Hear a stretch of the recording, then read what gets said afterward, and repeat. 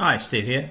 In this overview on the racing price monitor, I'll just be looking at, in this video, the races and runners.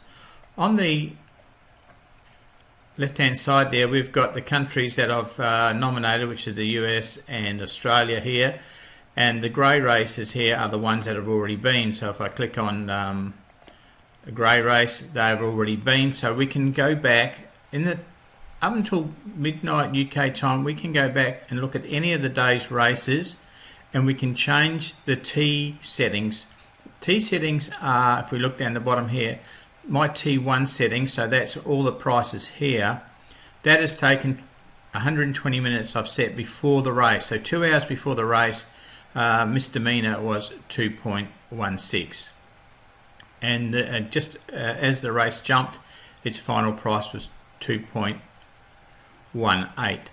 And the T2 is an hour, so that price is an hour before the start, half an hour before the start, 15 minutes, 10 minutes, and the T6 is 5 minutes before the start. You can change those times to anything that you want in the settings, which I won't go into at the moment, but in the settings here at the top part here, you can set the times, or you can set the exact time or the minutes before the race, so you can see there 1:20, 60, etc.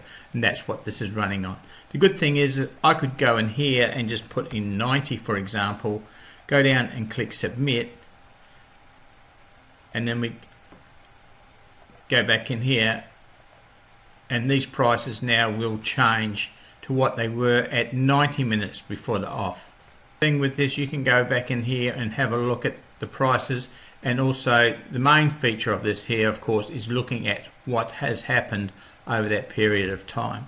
In this race here in Wagga, the first race here, we can see that the two favourites, the two horses in the market here, are all red except for the last 5 minutes on this Balaminka, but all the next three horses, Parliament, Jungle Book and Gentleman Max, we can see there are all green just about except for the last 5 minutes there. Gentleman Max went out $1. So these would be good horses to bet, and in fact I bet in this race, and these horses did run 1, 2, 3. So we can see here, if we look here, they run Parliament, Jungle Book, Gentleman Max, and we can see down there the trifecta was 121. The first four, we didn't have the first four, but certainly we had those three. They were our three green horses. So it does throw up some good betting indicators. And of course here you looked at Rivers of Gold, 305 with 90 minutes to go, and we could see right through it was on the drift out. So it would have been a good horse. You could have laid it if you'd wanted to, or traded it.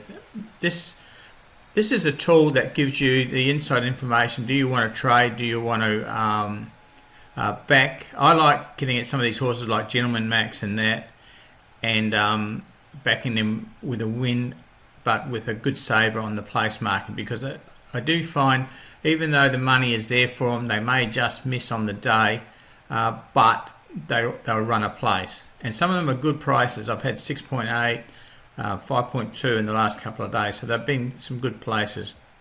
We just pull out a race here. Look, Wellington race 3. What have we got here?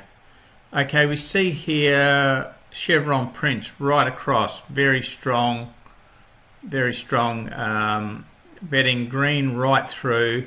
Opened the morning 90 minutes at 7 and jumped at 4.3.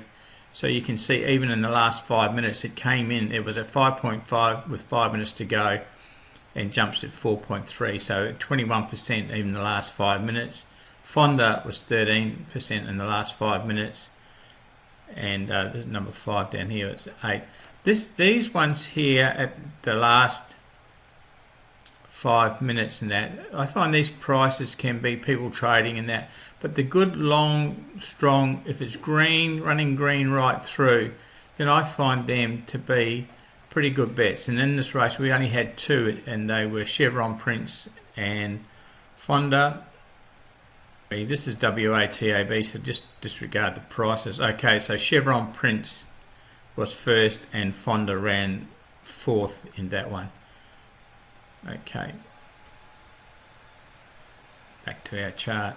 So if we just have a look at, say, Toowoomba, what's that, Toowoomba race 5, we can see there the favourite Genoa was 4.1 at 90 minutes, ended up jumping at 3.5, so you can see the 90-minute price. The T1 or T2, the price here is the percentage is the price at, say, T2. We know T2, if we look down the bottom, is at the 60-minute mark, was 4.2, and its current price, whether it's 2 minutes to go, this price here refreshes every 15 seconds. Okay, so it's pretty constant as to what we've got. We've got Audio Bay there, green right through there. Audio Bay, I did back that one, it ran fourth in that one there.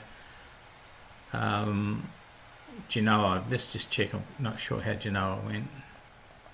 We can see there Genoa ran third and Audio Bay ran fourth. Okay, it does have, we can see here, it does have harness racing in it too, but harness racing obviously has a lot less information. It's the markets are a lot less. So you can have here, for example, Kowalski analysts. You can see that's green right across there, and I find if the favourite is green right through there in harness racing, it's a pretty good bet, because you can see there's only one other green square, and that's there, Sports Star, and there, Sports Star. So this horse here won easily.